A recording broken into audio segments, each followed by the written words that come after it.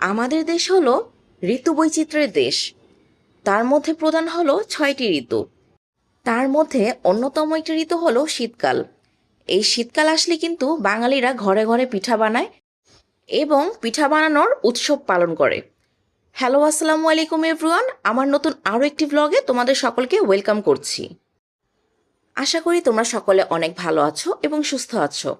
আজকে আমার আম্মু একটু পিঠা তৈরি করবে।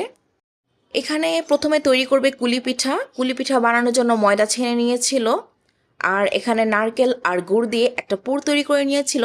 তোমরা তো সবাই জানো পুলি পিঠার মধ্যে এই পুরটা ব্যবহার করা হয়। আজকে আম্মু কয়েক ধরনের পিঠা অল্প অল্প করে তৈরি করবে। তো এখানে পুলি পিঠা রেডি করে নিয়েছিল, এখন এটা বানাবে ভাজা পুলি। এটাকে এখন তেলের মধ্যে ভেজে নিবে। আমি আগেই বলে রাখি, আমার আম্মু না অতটা পিঠা বানাতে পছন্দ করে না। মানে তিনি যতটুকুই পারে, কিন্তু তিনি পছন্দ করতো না বানাতে, তাও এবার আমাদের কারণে বানিয়েছিল।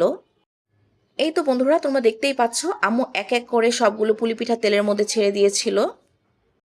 আমি না আবার ভাজা পুলি পিঠাটা খেতে খুব পছন্দ করি, আমার কাছে খুব ভালো লাগে ভাজা পুলি পিঠাটা। এই তো ভাজা পুলি বানানো শেষ। এরপরে আমি একটা খেয়ে দেখেছিলাম, ভালোই হয়েছিল খেতে। ভাজা পুলি পিঠা বানানোর শেষে এখন এখানে আম্মু প্রস্তুতি নিচ্ছিল দুধ পুলি পিঠা বানানোর জন্য। দুধ পুলি পিঠা বানানোর জন্য এখানে আম্মু চালের গুঁড়ো নিয়ে নিয়েছিল, আর এখানে ছিল খেজুরের গুড়। কারণ আমি তো আমার আগের ব্লগেও বলেছি, পিঠা বানানোর জন্য কিন্তু খেজুরের গুড়টাই সবচেয়ে ভালো। এই তো তারপরে আম্মু এখানে মিঠাইগুলোকে গুঁড়ো করে নিয়েছিল। এই খেজুরের গুড়ের ঘ্রাণে পুরো ঘরটা একদম আমেজে ভরে উঠেছিল, মানে মনেই হচ্ছিল যে পিঠার একটা উৎসব। খেজুরের গুড়ের ঘ্রাণই কিন্তু অন্যরকম।